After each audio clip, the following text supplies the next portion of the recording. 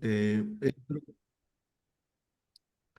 Muy buenos días, bienvenidos todos a esta conferencia magistral que amablemente Monseñor José Ignacio Munilla nos ha preparado en este ámbito de la celebración de los 50 años de Escuela de la Fe al servicio de la Iglesia. En este día además nos acompaña el padre Pablo González, el director del Centro Pastoral Fidei, a cuya familia pertenece Escuela de la Fe como instituto catequético. Padre, bienvenido. Doy la bienvenida cordial a Monseñor José Ignacio Munilla y a todos los que se están conectando en este momento, que posiblemente van a llegar a 1000 en vivo y luego posiblemente a muchas más personas más tarde. Muchísimas gracias, Monseñor Munilla, por todo el tiempo que usted dedica a la preparación de estos temas, de los cuales muchos de nosotros nos beneficiamos y replicamos. Por ello, pues usted aquí ve un público muy amplio, pero luego además se replica a la hora de compartirlo en parroquias, en escuelas, en universidades. Así que muchísimas gracias también por este tema tan importante sobre la esperanza en un mundo tan ansioso. Agradezco mucho a todo el equipo, Álvaro, Cintia, a los padres que han convocado a este encuentro. Gracias a todos, bienvenidos. Y bueno, pues la señora Cintia da Costa será quien presente. Pues no necesita presentación, pero creo que por deferencia a Monseñor José Ignacio Munilla. Buenos días a todos aquí en México y buenas tardes, Monseñor Munilla y su equipo en España. El día de hoy, con mucha alegría, tenemos una videoconferencia de primer nivel con Monseñor José Ignacio Munilla Aguirre, obispo de Orihuela, Alicante, España. Don José Ignacio Munilla Aguirre nació en San Sebastián el 13 de noviembre de 1961.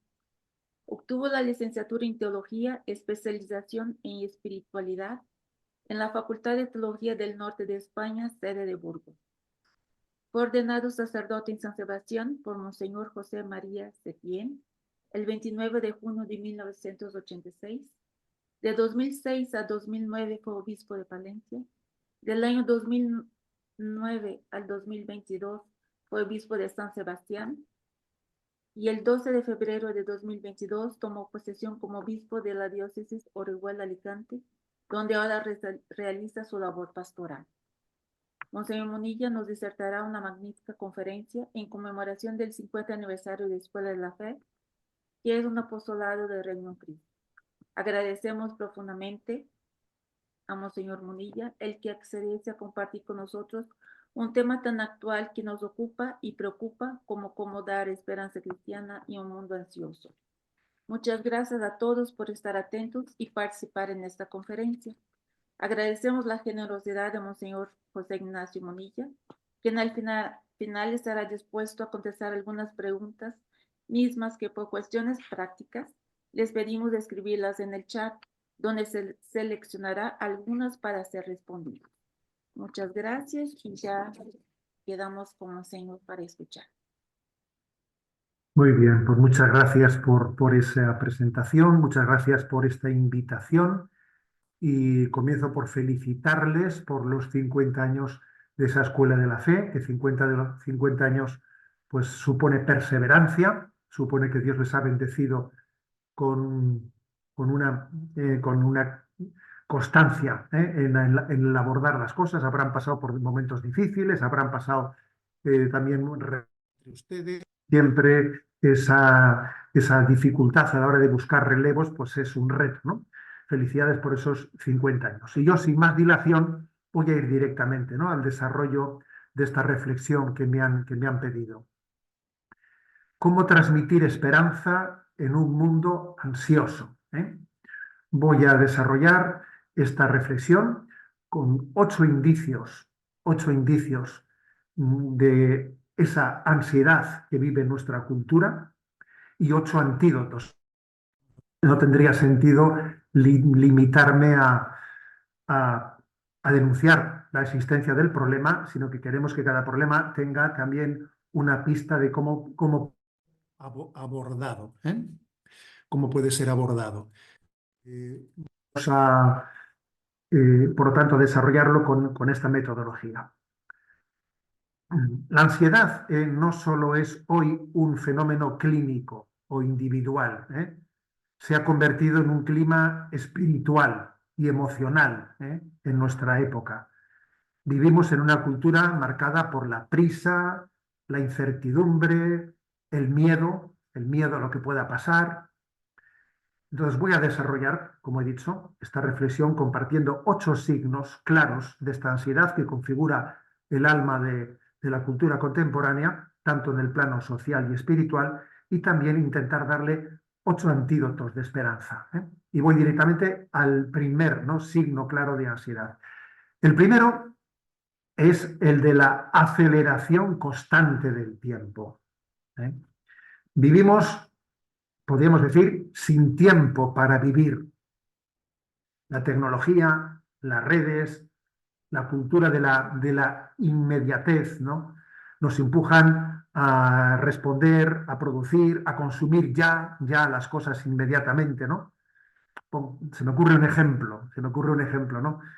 En un tiempo recibíamos una carta y pues pensábamos qué contestación le vamos a dar, sopesábamos la contestación, hacíamos una redacción, pero no la enviábamos inmediatamente, dejábamos el sobre, lo enviaré mañana, yo tenía un tiempo de sopesar la contestación que enviaba, ¿no? En este momento nos llega un correo electrónico, un WhatsApp y se contesta inmediatamente. Con mucha frecuencia, después de que he contestado, uno se arrepiente un poco de lo que ha dicho, no tendría que haber dicho eso, etcétera. Nada que ver, ¿no? Una manera sopesada, pausada de discernir y responder, o esa inmediatez.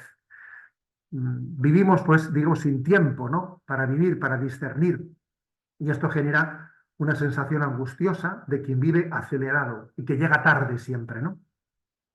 Y el resultado es una impaciencia estructural que hace imposible la serenidad, la contemplación, ¿no?, el reposo interior. Bueno, este sin duda es un síntoma, el de la aceleración, ¿eh? Vivimos en la aceleración. ¿Cuál es el antídoto?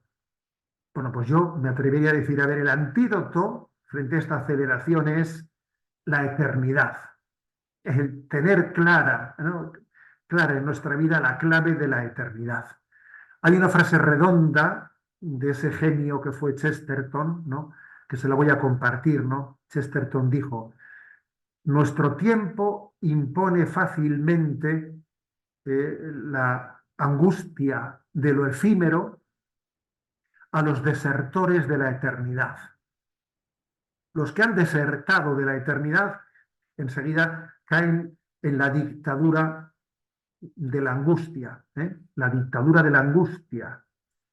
Y es obvio, ¿no? Pero porque hemos dimitido, hemos desertado de la eternidad. Luego el antídoto frente a esta aceleración constante es la eternidad. Recuerdo también un pensamiento de un alma pura, como es Teresita de Lisieux, ¿no?, que Teresita de Lisieux dice: la vida es un instante entre 2 eternidades. Entonces, viene muy bien relativizar nuestras prisas, nuestra aceleración. ¿A dónde voy yo con tantas prisas, no? No me doy cuenta que mi punto de referencia tiene que ser la eternidad, ¿no? Me van a permitir ustedes que les comparta un método personal, que ya sé que es un método personal. Aquí en España se suele utilizar la expresión un tanto friki, se dice que es friki, bueno, pues igual un poco extravagante es lo que les voy a comentar, ¿no? Pero a mí me sirve este método un poco para ridiculizar, para desenmascarar a veces esa aceleración en la que vivimos, ¿no? Entonces, pues ese método que a mí me ayuda es meditar, considerar mi vida, mis prisas, mis angustias, considerarlas desde la eternidad, ¿no? Y obviamente, pues desde la eternidad, relativizarlas, ¿no? Por ejemplo, a mí me suele gustar reflexionar, oye, que el mundo tiene, desde que el Big Bang, ¿no?, pues aconteció unos 13.800 millones de años, ¿no? El espacio que yo ocupo en esos 13.800 millones de años es bien pequeñito, ¿no? Entonces, pensemos esto, ¿no? ¿Dónde estaré yo dentro de 1000 años? O sea, no se va a acordar absolutamente nadie de mí, ¿eh? A ver, que yo ahora mismo ya ni siquiera tengo conciencia de quiénes son mis antepasados hace 200 años, ¿no? ¿Alguien se va a acordar de mí dentro de 200 años? ¿Por qué vivo yo? ¿Por qué vivo con esta angustia, con esta preocupación, este momento, como si este momento fuese la eternidad? No. Decía San Juan Crisóstomo, si supieras lo rápido que la gente se olvidará de ti después de tu muerte, no buscarías agradar a nadie más que a Dios. Por lo tanto, yo creo que es muy importante hacer esta reflexión de nuestra pequeñez y de nuestra humildad, ¿no? Desde lo que es la inmensidad del mundo. Que la inmensidad del mundo no es sino una pequeña ventana que nos abre para comprender lo que es la eternidad. Vamos acelerados, llego tarde a una reunión, no voy a cumplir el plazo que me han dado para entregar un trabajo. A ver, relativicemos nuestro agobio. Oye, que la Tierra está rotando en el Ecuador a 1.600 kilómetros por hora, rota la Tierra. Que la velocidad de la traslación de la Tierra en torno al Sol son 107.000 kilómetros por hora. Que la velocidad de desplazamiento del sistema solar en la galaxia son 828.000 kilómetros por hora. Y que la Vía Láctea se desplaza por el universo a 2.100.000 kilómetros por hora. A ver, y yo estoy agobiado porque llego tarde a una reunión, ¿eh? Y yo estoy agobiado porque no entrego. A ver, relativicemos un poco las cosas, ¿no? Lo que yo llevo entre manos solo tiene valor en la medida en que me ayude en mi apuesta por la eternidad, ¿no? A veces yo pienso, ¿por qué Dios ha creado un universo tan inmenso, tan grandioso, ¿no? ¿No será, no será que Él ha creado un universo tan desproporcionadamente grande? En el universo hay unas 200.000 millones de galaxias, dentro de las cuales hay unas 150.000 millones de estrellas en cada una. ¿No será que Dios ha creado todo eso para que me dé cuenta de lo que es la eternidad, la infinitud de Dios, y para que yo relativice mi pequeñez? Por lo tanto, ¿no? Frente a esa angustia de este momento, ¿no? Nuestra esperanza es la eternidad, es la vida eterna, que nos tiene que hacer relativizar las cosas, ¿no? Y saber que nuestra única meta es esa. Y lo único importante es ordenarse en esa dirección y aplicar el principio ignaciano. En tanto y cuanto las cosas me ayudan para la eternidad, me sirvo de ellas. En tanto y cuanto las cosas me están apartando de mi meta de la eternidad, prescindo de ellas. Por lo tanto, frente a la aceleración ansiosa, eternidad. Yo creo que es el antídoto, ¿no? De ese gran mal, ¿no? De ese mal tan patente de la cultura ansiosa, la aceleración. El segundo síntoma de esta cultura ansiosa, el culto a la imagen. Claro, el progreso económico, tecnológico, estético se han convertido en una carrera sin meta. La persona se siente siempre insuficiente, desfasada, me quedo desfasado, no soy productivo, tiene que tener una actualización continua, tengo que asistir a nuevos cursos, tengo que tomar nuevas dietas para ponerme en forma, tengo que rejuvenecer mi imagen, tengo que cambiar de moda, me tengo que actualizar, ¿no? La era digital ha convertido la identidad en una performance. Una performance, confundimos, ¿no? La identidad con una performance en la que yo estoy dando un culto a la imagen. Y esta tensión que se crea entre la apariencia y la verdad interior produce una inseguridad crónica y un miedo a la desaprobación. Genera una gran ansiedad, la competitividad, el continuo compararse con los demás. Es un culto a la imagen, ¿no? Pues bien, ¿cómo dar esperanza frente a esto? ¿Cuál es el antídoto, no? Pues me vais a disculpar una autocita, ¿eh? Y es que yo cuando tomé posesión en la diócesis en la que actualmente estoy, de Orihuela, Alicante, recuerdo que en la homilía de toma de posesión prediqué sobre tres ideales, ¿no? Y los tres ideales son los siguientes. Baila como si nadie te estuviese mirando. Ama como si nunca te hubiesen herido. Y trabaja como si no necesitases dinero. Pues bien, me centro en la primera de estos ideales, ¿no? De esta tríada. Baila como si nadie te estuviese mirando. Yo vivo en la presencia de Dios. A ver, Dios me ama y me quiere como soy. Al mismo tiempo me llama hacia la santidad, ¿no? Y la falta de la autoestima, esa crisis con nuestra imagen, la falta de autoestima tiene su razón de ser en que no vivimos en la presencia de Dios. Vivimos ante los ojos de los demás. Vivimos mendigando la aprobación de los demás. Y ese es nuestro problema. El antídoto frente a ese culto a la imagen es caer en cuenta de que mi público es Dios. Y las cosas son como Dios las ve. Yo soy como Dios me ve y no como los demás me vean. Entonces, el antídoto frente a ese miedo a quedarse atrás, que genera el culto a la imagen, en esa continua performance que se hace, ¿no? Es vivir en presencia de Dios. Vivo en su presencia. Y mi autoestima está fundada en cómo Dios me ve. Dios me ve, me ama. Existo porque soy creado por Él. Existo porque soy amado por Él. Soy amado por Él, luego existo. Y entonces no tengo que estarme preocupando por mi imagen. No tengo que vivir una competitividad con cómo soy percibido por los demás. Mi público es Dios. No son los ojos de los demás. Sin duda, este es un factor clave, ¿no? A la hora de abordar, ¿no? Y superar esta tendencia a la sociedad ansiosa. Tercer síntoma, de la sociedad ansiosa.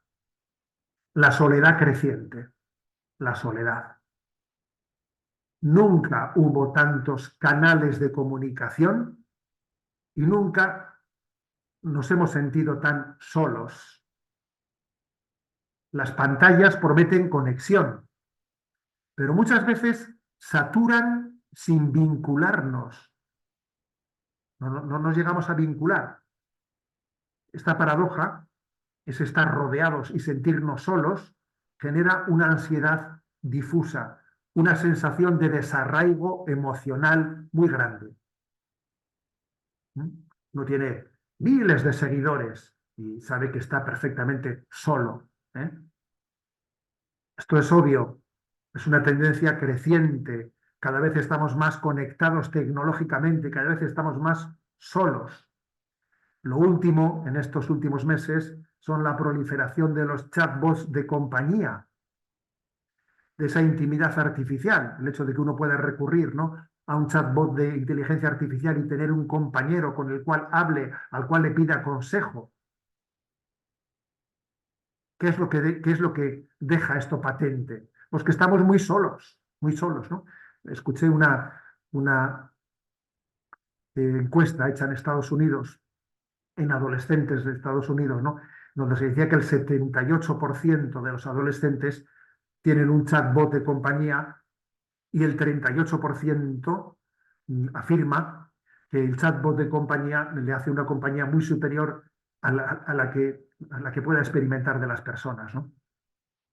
A ver, ¿cuál es el antídoto frente a esta soledad creciente? Sin duda, el antídoto es la experiencia de la amistad.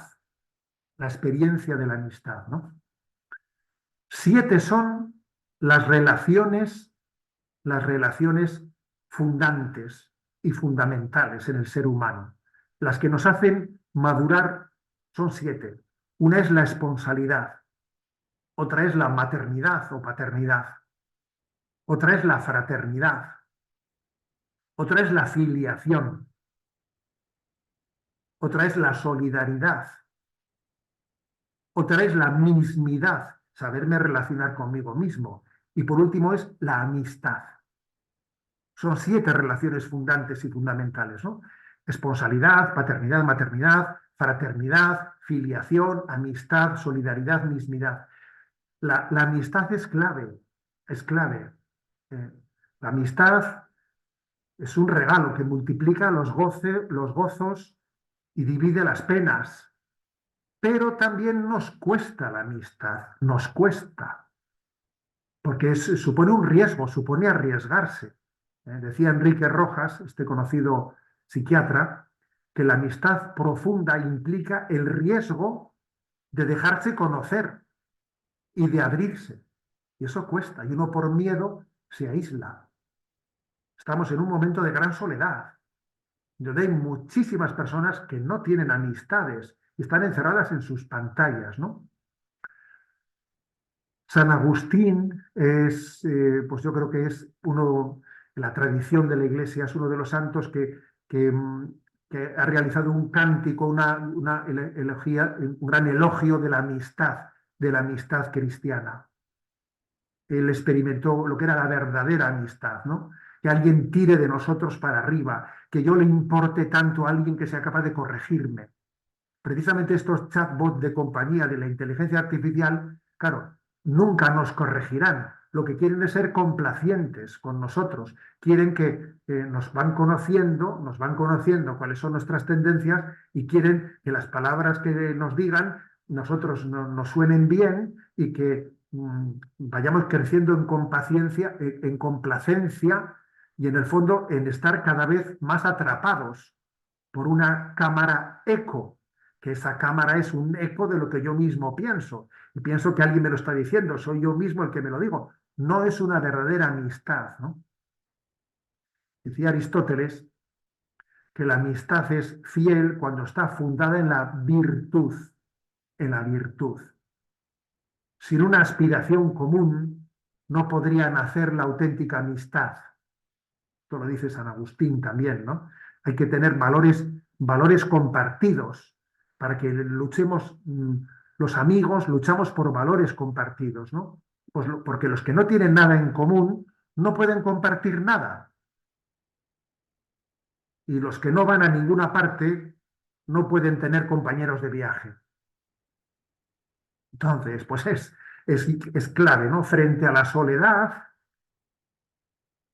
amistad, la experiencia de la amistad. El cuarto síntoma de la... he querido subrayar, ¿no? El primer síntoma, quiero recordar, es la aceleración constante, ¿no? El segundo síntoma es el culto a la imagen. Tercer síntoma, la soledad creciente. El cuarto síntoma, la medicalización del malestar. Es un síntoma claro de la ansiedad. El sufrimiento humano se interpreta casi exclusivamente como un desequilibrio químico o funcional. Se busca el remedio rápido, una pastilla, más que un compromiso profundo. Yo no niego, obviamente, que sea legítimo, incluso necesario, una ayuda terapéutica, pero esto revela esta medicalización, casi por definición, ¿no? Revela un síntoma, ¿no? Nuestra cultura no sabe sufrir y no sabe integrar los límites de la vida, ¿no? Y la ansiedad, en el fondo, es el grito del alma ante la falta de sentido, ¿no? Ante la falta de sentido. Y entonces, ¿cuál es frente a esta medicalización del malestar? Es increíble, ¿no? España en este momento es el país del mundo con mayor índice de consumo de ansiolíticos. Es España. Y fíjense que además en España los ansiolíticos son con receta médica. Y a pesar de ser con receta médica, hay un aumento exponencial, ¿no? En el consumo de ansiolíticos. ¿Cuál es el antídoto frente a esta medicalización del malestar?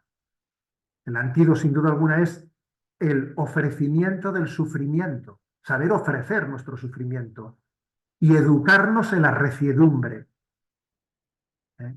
Es saber decir, lo acepto, lo abrazo, lo acepto y lo ofrezco. Yo eso lo recuerdo perfectamente en mi infancia, ¿no? Como nuestra madre, nuestros padres cuando nos educaban y habíamos tenido pues un revés, un disgusto y el niño lloraba, pues nuestros padres nos educaban a decir, a ver, acéptalo, acéptalo, abrázalo y ofréceselo a Jesús. Ofrécelo unido a la cruz de Jesús. Y eso era importantísimo. Recuerdo como nuestros padres decían, ya has ofrecido a Jesús, o no te dediques a llorar, abrázalo y ofréceselo a Jesús. ¿Eh? Por lo tanto, esto es clave, ¿eh? Aprender educación en la reciedumbre y educación en el ofrecimiento del sufrimiento. Recuerdo también que nuestra difunta madre, ¿no? Muchas veces nos decía, ¿no? Cuando uno tenía un dolor de cabeza, si puedes pasar sin tomar una aspirina o un analgésico, mejor, si puedes prescindir de ello, ¿no? Y acostúmbrate también a que uno pues, es capaz de asumir un cierto sufrimiento sin que en ello, sin que yo le deje desequilibrado en la vida, ¿no? A tener reciedumbre interior. Por lo tanto, frente a la medicalización del malestar, educación en la reciedumbre y ofrecimiento de nuestro sufrimiento junto con la cruz de Cristo. Quinto síntoma, la pérdida del silencio y de la interioridad. Y de la interioridad. Nuestra sociedad se caracteriza por un ruido externo, que refleja, el ruido externo refleja el ruido interior más profundo que tenemos. Todo se llena de estímulos, porque en el fondo hay un vacío que nos aterra. ¿Eh? Y la ansiedad cultural se nutre del miedo a estar a solas con uno mismo. Y de ahí se dificulta, obviamente, nuestra vocación para escuchar a Dios o de orar, porque le tenemos miedo al silencio, necesitamos ruido. ¿Eh? Nos resulta violento el silencio, quedarnos a solas con nosotros mismos, ¿no? Es muy conocida esa expresión de Madre Teresa de Calcuta, ¿no? La que dice esa conocida frase: el fruto del silencio es la oración. El fruto de la oración es la fe. El fruto de la fe es el amor. El fruto del amor es el servicio. Y el fruto del servicio es la paz. Al final, fijaros, ¿no? Esta concatenación de valores ha nacido con que lo primero ha sido el silencio, ¿no? Del silencio ha venido la oración, de la oración la fe, de la fe el amor, del amor el servicio, del servicio la paz, ¿no? La construcción de un mundo justo. Decía también otra Teresa, Teresita de Lisieux, un alma sin silencio es como una ciudad sin defensa. Quien guarda el silencio, guarda su alma. Entonces, pues este es un antídoto clave, ¿no? ¿Cuál es el antídoto frente a la pérdida del silencio y de la interioridad? Pues a ver, es el silencio convertido en oración, en diálogo. El silencio como dice Madre Teresa, ¿no? El fruto del silencio es la oración. El silencio como puerta al diálogo. Y fijaros que vivimos dos riesgos opuestos, ¿no? En el momento actual. Uno es el que he referido antes, el ruido de la frivolidad, ruido, no saberse quedar en silencio, ¿no? Que nos impide el silencio para sintonizar con Dios. Pero ojo, porque también existe otro riesgo actualmente, que es el silencio de la nueva era. La nueva era habla del silencio, pero es que la nueva era identifica el silencio con el vacío, en vez de con el encuentro con Dios.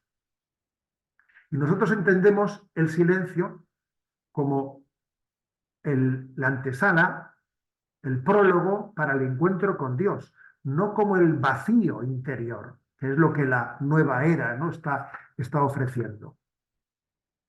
Por lo tanto, esto es muy importante, ¿eh? También quiero hacer una aclaración importante. La aclaración es que a veces solemos sufrir porque Dios permanece en silencio. Bueno, pero esos son momentos de noches oscuras, son momentos de pruebas interiores, en las cuales hay que saber permanecer fieles y salimos purificados de ellas, ¿no? La ausencia de Dios suele ser su presencia más profunda, eso lo saben los místicos. Pero claro, hay que pasar esa prueba de que uno piensa, siente que Dios está en silencio. Hay que descubrir que la voz de Dios está detrás del aparente silencio, ¿eh? Del silencio de Dios. En resumen, frente a esa pérdida del silencio, a esa pérdida de la interioridad, oración, un silencio orante, un silencio orante. Sexto síntoma de, que delata, ¿no?, nuestra cultura ansiosa. El colapso de los grandes horizontes del sentido. La crisis del sentido, del sentido. El nihilismo, para entendernos, el nihilismo. Durante siglos, la fe, la familia, la comunidad han dado estructura a la vida, pero hoy muchos viven sin un porqué. No tienen una fe, no están arraigados en una familia, no tienen una esperanza trascendente, el futuro se lo perciben como incierto, amenazante, pero claro, fijémonos, esto quiere decir que la ansiedad contemporánea no solo es psicológica, es también metafísica, metafísica.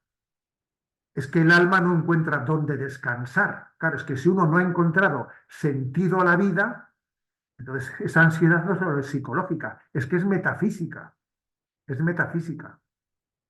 Entonces la mayor pobreza de nuestro tiempo es la carencia de sentido, el que alguien no encuentre sentido a la vida.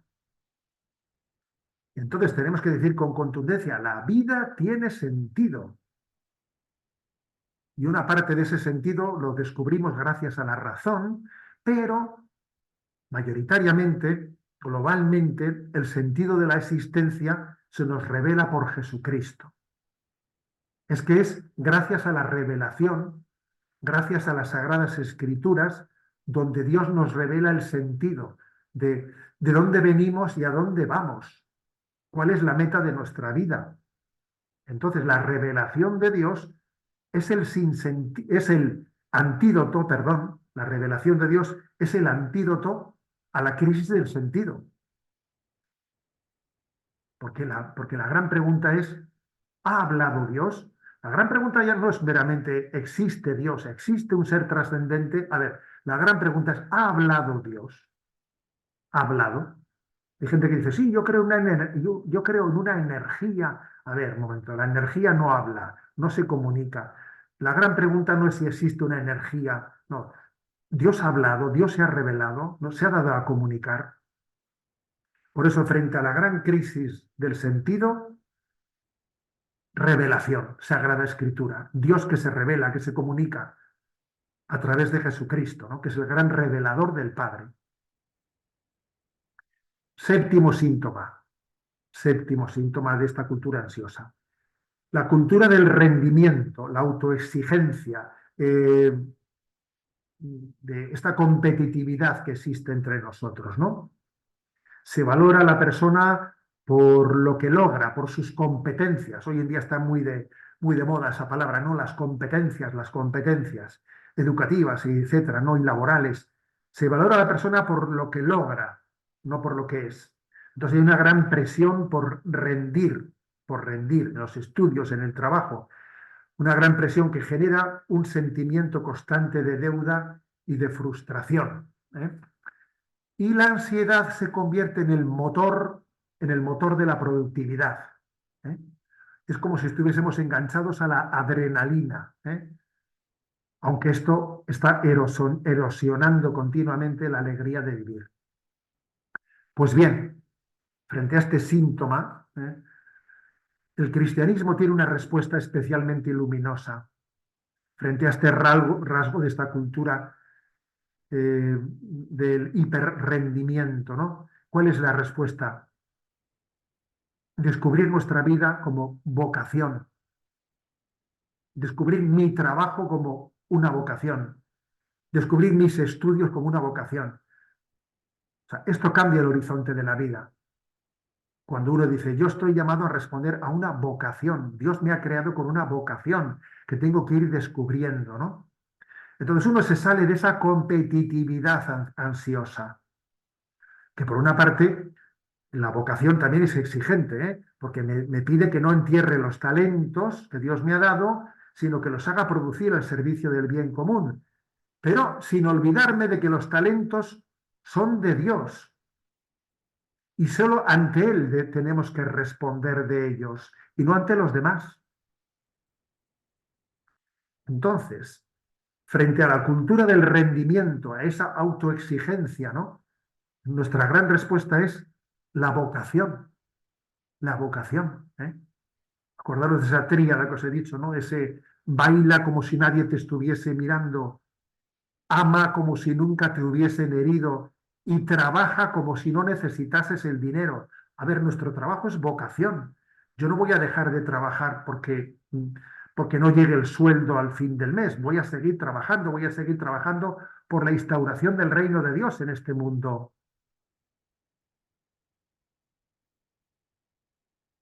Y, por último, octavo síntoma es la pérdida de confianza, ¿no? La pérdida de la confianza, de la confianza. El hombre se erige en dueño absoluto de su destino. Todo depende de su esfuerzo, ¿no? El corazón humano no puede soportar tanto peso. De ahí viene un agotamiento espiritual muy fuerte. Hay un agotamiento espiritual contemporáneo, porque la ausencia de la fe deja un vacío en el que se instala la ansiedad, ¿no? El hombre moderno no confía en que en la vida hay un plan providencial de Dios. Entonces uno tiene que anticipar, planificar, asegurarlo todo. Se conduce en la vida como si la vida estuviese solo en sus manos. Y entonces mm, vive sobrepasado, sin confianza, ¿no? Pero la vida no se deja controlar, la vida no se deja controlar. Y ese choque entre el deseo de dominio y la realidad incierta alimenta un nerviosismo colectivo, ¿no? Entonces, ¿qué es lo que está ocurriendo? Lo que está ocurriendo es que la esperanza se debilita y crece la ansiedad. Por tanto, el octavo síntoma es la pérdida de confianza, la pérdida de esperanza, ¿eh? Porque estamos sustituyendo el esperar por el controlar. Y claro, eso no puede ser. Estamos sustituyendo algo que esperar es poner las cosas en manos de Dios, mientras que controlar es pretender que todo esté en mis manos, ¿no? Nuestra cultura vive como si todo dependiera del hombre, como si Dios no existiese, ¿no? Y entonces la ansiedad se ha vuelto en una nueva normalidad. El alma humana que está creada para descansar en Dios gime cuando se encierra en esa autosuficiencia y todo tienes que hacerlo tú. Y el antídoto frente, ¿no?, a esa pérdida de esperanza, el antídoto es reconocer que en el centro está Dios, su providencia.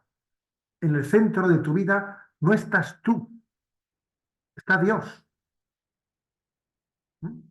Yo a veces con un poquito de humor he solido decir, ¿no? A ver, Dios existe y no eres tú, relájate, ¿eh? Relájate.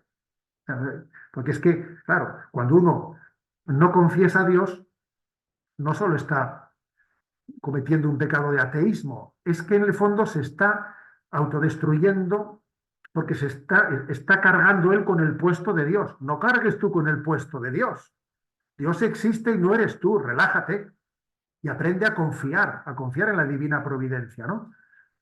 Por ejemplo, el Salmo 62, ¿no? El versículo 6 dice: en ti, Señor, en vos, Señor, descansa mi alma, porque en vos, porque de ti me viene la esperanza. Bueno, Dios es mi Padre y Él me cuida, y Él me cuida. Y de ahí viene esa sabiduría ignaciana, ¿no? Que dice, haz las cosas como si solo dependiesen de ti, con esa responsabilidad que debes de tener. pero luego espera y confía como si solo dependiesen de Dios. A ver, que Dios existe y no eres tú. Confía en la divina providencia, ¿no? Por lo tanto, ¿no? Frente a ese síntoma de la pérdida de la confianza, de la esperanza, hay que decir que nosotros nos ponemos en manos de la providencia. Me pongo en manos de Dios Padre, que me cuida, que me cuida. Dejo a Dios que lleve las riendas de la vida. No voy a ser yo el que lleve las riendas de esta vida, ¿no? Pues bien, estos son los síntomas, ¿no?, que he querido compartir con ustedes. Estos son los síntomas sobre cómo transmitir la esperanza en un mundo ansioso. Hay un punto que es clave, un punto que es clave, que nuestra esperanza tiene nombre propio. Nuestra esperanza se llama Jesucristo. Nuestra esperanza es resurrección. Para los cristianos la esperanza no es ninguna utopía, sino que es la consecuencia de la realidad de la resurrección. ¿Eh? Entonces, esto es clave. La Sagrada Escritura, la esperanza va siempre ligada a la paciencia. La paciencia es la hija pequeña de la esperanza. Y la esperanza está fundada en la resurrección de Jesucristo, ¿no? Con lo cual, la celebración de la Pascua de Jesucristo, la celebración de su muerte y resurrección, pues es la verdadera respuesta a este mundo ansioso. Fundemos pues nuestra esperanza en Cristo nuestro Señor. Gloria al Padre, al Hijo y al Espíritu Santo, como era en el principio, ahora y siempre, por los siglos de los siglos. Amén. Muy bien, quedo a su disposición si tenemos que tener algún diálogo, alguna conversación. Monseñor, pues muchísimas gracias. La verdad es que estructurarlo así como lo hizo, me parece que es muy importante. Por aquí tendremos algunas preguntas que de manera particular han hecho algunos de los participantes. Una de las primeras, eh, una de las primeras preguntas es, o sea, en medio de todo esto que usted ya nos ha dicho de estos antídotos, ¿cómo podemos vivir menos distraídos por las continuas llamadas del mundo? Se refiere aquí este profesor a música, series de moda, entretenimiento y ser capaces de centrarnos con mayor frecuencia de cara a la eternidad. O sea, como un poco esa Sí, es verdad. enajenación que de pronto se vive, ¿no? Sí. Bueno, yo creo que tenemos que ser conscientes de que vivimos en una cultura en la que las incitaciones, las propuestas son sin límite, sin límite. La publicidad, las propuestas, etcétera. Pasa un poco como le pasa en las redes sociales. Terminas un vídeo y te ofrecen otro y otro y otro y podías estar todo el día viendo cosas, ¿no? Es decir, creo que es muy importante hoy en día el discernimiento. Hay que discernir qué es lo que necesito, porque la cultura del consumo está creada para que nosotros sintamos necesidades que no tenemos. Se generan necesidades. Una publicidad tiene como objeto que alguien sienta una necesidad que antes no tenía. Y entonces se convierta. La publicidad no está dirigida para dar respuesta a las necesidades de las personas. No. Está dirigida a generar desde la ansiedad que tenemos, necesidades que no teníamos.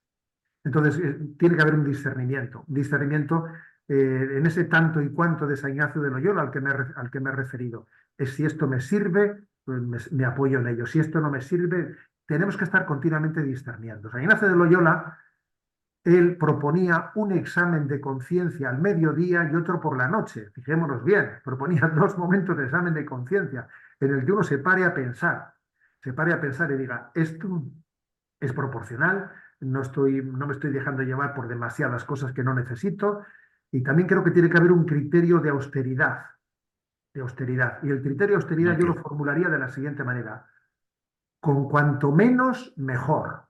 Si yo puedo hacer las cosas con menos medios, mejor. ¿eh? Si lo puedo hacer de una manera más austera, mejor, ¿eh? Es preferible, ¿no? Buscar metas, si es posible, con menos medios. Si hace falta algún medio, yo recurro al medio para buscar la meta. Pero, ¿por qué es importante esta regla de con cuanto menos me pueda arreglar, mejor? Pues porque es una forma de no generar necesidad, no caer en la trampa de generarme necesidades donde no existían, ¿eh? Creo que esta es la respuesta que yo daría. Por lo tanto, discernimiento. Creo que es un término clave, ¿eh? Monseñor, también preguntan que justo todos estos antídotos que usted propone, también esto de la ansiedad implica o sobre todo afecta sobre todo a los jóvenes y adolescentes. En su experiencia, ¿cómo también podríamos contagiar a los jóvenes de estos antídotos que usted mismo nos ha propuesto aquí? Eh, pues precisamente por Bueno, esa brecha, ¿verdad? Que tenemos con ellos muchas veces. Bueno, yo creo que esa brecha cada vez es más pequeña, ¿eh? O sea, es decir, en un tiempo, por lo menos yo hablo un poco desde la cultura española, y aquí se habló mucho de esa brecha de generacional, se habló hace 10, 20 años. En este momento cada vez se oye hablar menos de esa brecha, porque yo creo que los problemas son compartidos, entre las generaciones. Por ejemplo, la adicción, la hiperconexión, con las redes sociales. A ver, eso no es un problema de los jóvenes solamente, es un problema muy compartido, ¿eh? Es un problema muy compartido. Y es más, estamos viendo también un cambio cultural del cual se está hablando en España, ¿no? Los últimos meses se está hablando que hay un cambio cultural en el que hay nuevas generaciones que están limpias de prejuicios ideológicos, ¿eh? De prejuicios ideológicos anticristianos, ¿eh? Y que igual son más fácilmente acogedoras del mensaje revelado por Jesucristo, ¿eh? Por tanto, yo creo que los jóvenes muchas veces nos sorprenden en su frescura, nos sorprenden en su autenticidad, porque yo creo que si algo tiene, si algo es característico de los valores de la juventud es la búsqueda de autenticidad. Con lo cual, cuando se predica un valor con la radicalidad evangélica, con autenticidad, muchas veces nos sorprende ver cómo eso enamora a un joven. A un joven le enamora la coherencia, ¿no? La coherencia.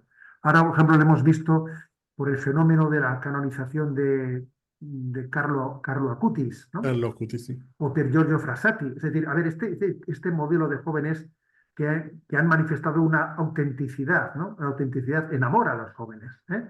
Con lo cual yo diría, no hay que rebajar el ideal evangélico a la hora de dirigirse a los jóvenes ni a los adultos, por supuesto, ¿no?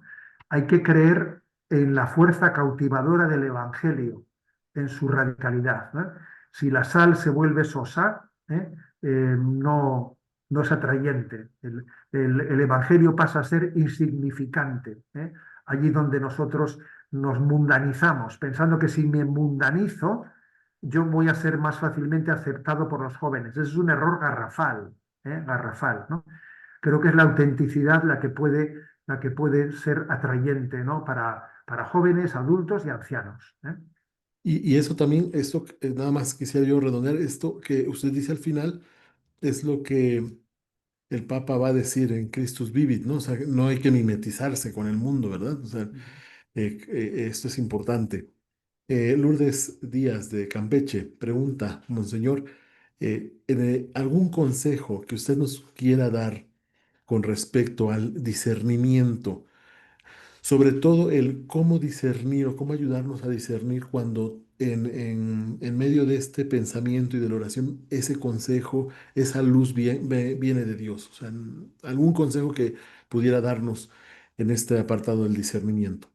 Bien, tuve oportunidad, ¿no? Hace unos meses de grabar una charla que la encontrarán por ahí fácilmente con el título de Discernimiento, sirviéndome de unas catequesis que dio el Papa Francisco sobre discernimiento.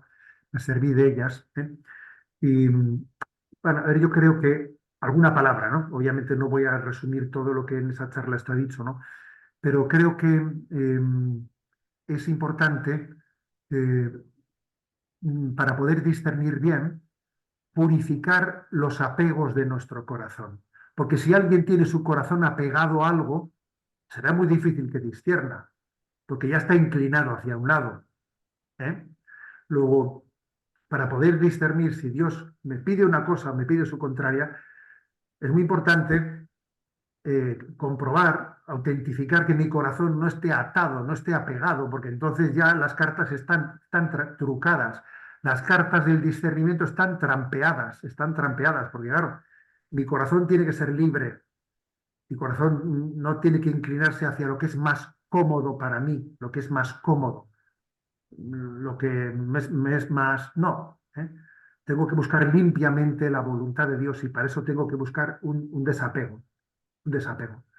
Tengo que buscar, que pensar cómo, de qué manera sirvo mejor a Dios, qué le agrada más al corazón de Dios, ¿eh? Por dónde me quiere el Señor, ¿no? En el método de oración también es qué es lo que me da paz en mi corazón. En mi corazón, qué es lo que me da paz y alegría. Ojo, que la paz y la alegría no coincide con lo que me resulta muchas veces más gustoso o más, no, más fácil. A veces nos da más paz y alegría lo que puede ser más exigente, ¿eh? Yo creo que esos serían un poco los temas claves, ¿no? Claves para el discernimiento. Lo del desapego es importantísimo para poder buscar limpiamente la voluntad de Dios.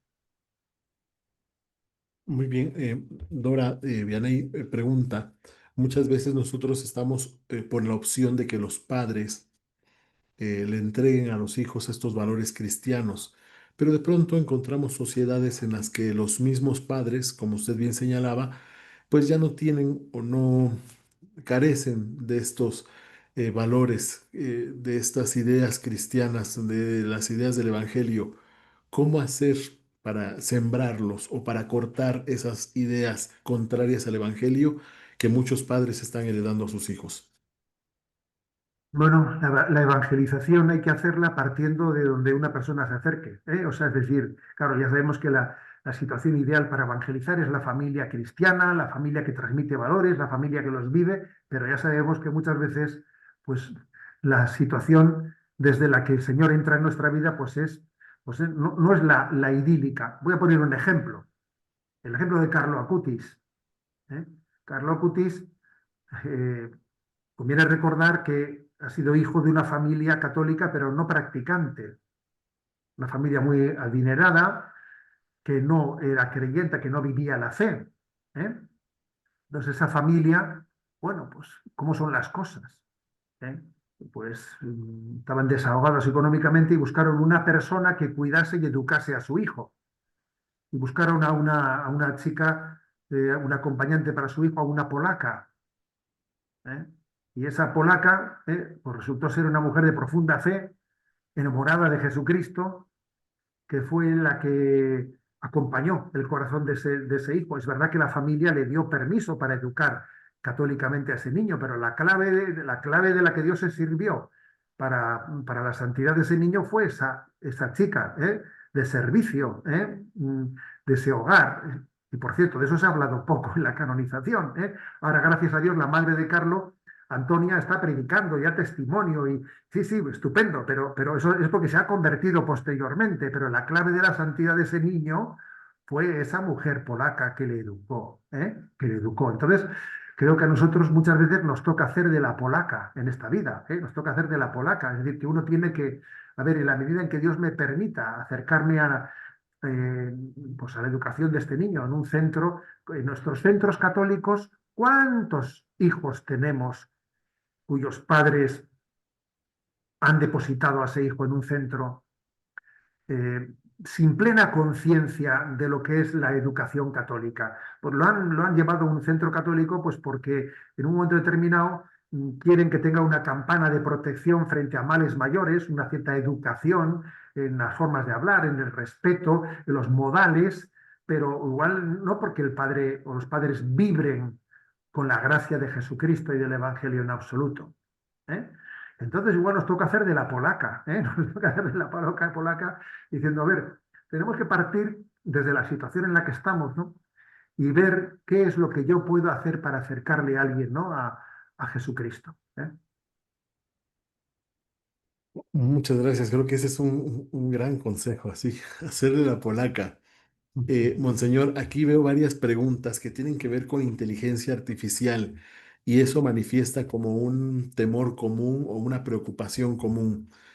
Más que responder a una pregunta en particular, no sé si usted quisiera darnos alguna orientación o una idea de lo que hemos de hacer como cristianos frente a esto, que es la inteligencia artificial, que hoy por hoy está presente en el móvil y lo mismo en la pantalla y al acceso de cualquier persona de cualquier edad, de los niños, de los mismos adultos. No sé si usted quisiera o tuviera alguna palabra con respecto a la inteligencia artificial.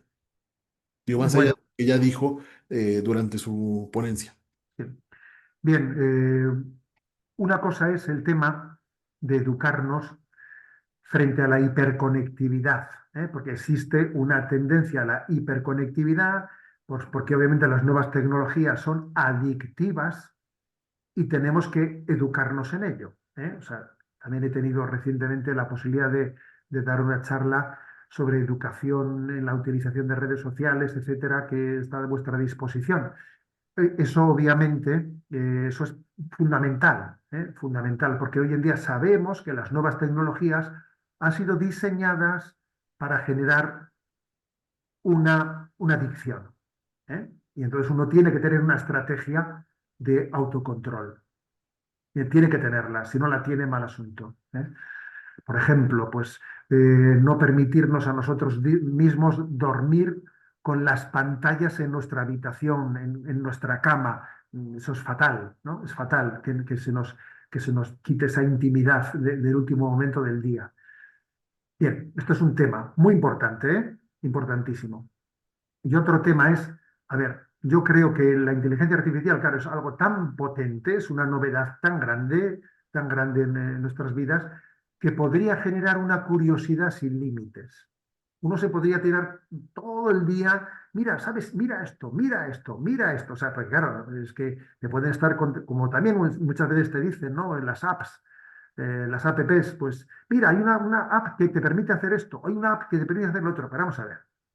¿Para qué quiero yo aprender una cosa nueva si no la voy a utilizar y se me va a olvidar inmediatamente? O sea, yo creo que hay que huir de la curiosidad y hay que, de nuevo, discernir qué es lo que necesito. ¿Qué es lo que necesito? Ojo, la inteligencia artificial, creo, yo llevo pocos meses utilizándola, pero ciertamente es muy potente. Por ejemplo, es muy potente a la hora de poder acceder a una gran biblioteca de lo que los santos padres han dicho. Eso es algo impresionante, conocer lo que San Juan Crisóstomo, lo que San León Magno, lo que San Agustín han dicho de este evangelio, del otro. Vamos, es una maravilla, es una maravilla.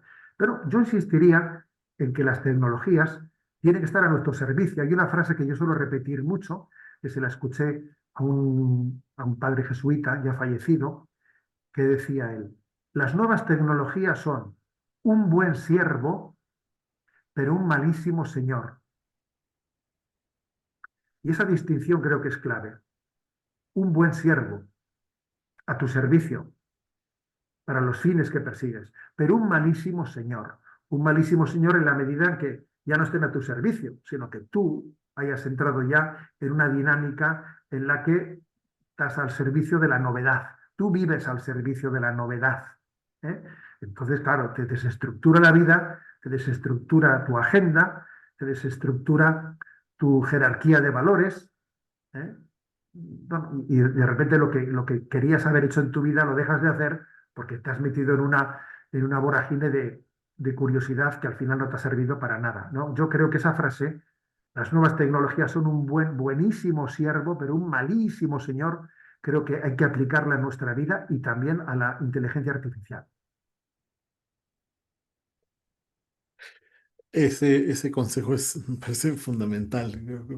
Gracias, gracias, porque ese tipo de frases que se vuelven máximas también para nosotros ayudan mucho en ese discernimiento. Monseñor, pues la verdad es que yo sé cómo está su agenda. Quiero adelantarme aquí a los mensajes que están poniendo muy repetidamente, a la felicitación por sus 64 años de vida que celebrará Dios mediante el día de mañana, 13 de noviembre. Desde México, desde Centro, Sudamérica, Estados Unidos, desde todas las partes donde están aquí conectados, le aseguramos un recuerdo en nuestra oración. Ya veo, incluso hay algunas religiosas que le están asegurando también su comunión eucarística por usted y yo también le aseguro esto el día de mañana, Monseñor, para que el Señor lo siga fortaleciendo, le siga animando en este ministerio tan hermoso que realiza de evangelizar a través de estos nuevos medios de comunicación y la verdad, de contagiarnos ese ánimo. Creo que todos terminamos hoy, después de esta conferencia, hinchados del corazón por escuchar a un siervo de Dios, al servicio de Dios como usted. Monseñor, muchísimas gracias. Eh, Gracias, doctor. Muchas gracias y les voy a dar la bendición. Y la verdad es que, bueno, pues no esperaba esa sorpresa de, de lo del cumpleaños. Se lo agradezco y aprovecho para encomendarme a esas oraciones que ciertamente creo que soy un testigo privilegiado de lo que es la Iglesia rezando por sus pastores. Lo agradezco y les doy la bendición a todos ustedes, especialmente a esa escuela de fe en su 50 aniversario y a todos ustedes. La bendición de Dios Todopoderoso, Padre, Hijo y Espíritu Santo, descienda y permanezca sobre ustedes. Alabado sea Jesucristo. ¿Eh? Sea por siempre alabado, Cintia da Costa. Muchas gracias, Monseñor. Estamos profundamente agradecidos. Ojalá y tengamos oportunidad futuramente de volver a escucharlo aquí en Escuela de la Fe. Gracias de Muy bien. verdad. Dios les bendiga. No tenemos más que, pues, aquí ofrecerle así, de manera digital, este reconocimiento, Monseñor. Es poco lo que podemos ofrecer, además de lo mucho que le ofrecemos en la oración. Escuela de la Fe le otorga este reconocimiento a Monseñor José Ignacio Munilla por su conferencia Cómo dar esperanza cristiana en el mundo ansioso, hoy en Ciudad de México, 12 de noviembre de 2025. Abajo firmamos Álvaro Linares, un servidor como director de Escuela de la Fe, y Padre Pablo González Sánchez como director del Centro Pastoral Fidei. Y nuestro lema precisamente es, sabemos en quién hemos creído y estamos convencidos. Muchísimas gracias, Monseñor, por esta charla. Está usted presente en nuestras oraciones. Bueno, pues muchas gracias a todos los que se conectaron. Dios les bendiga. Cintia, si quieres terminar con alguna cosa. No, muchas gracias a todos y sigamos perseverando en nuestra fe y nuestra formación. Muchas gracias.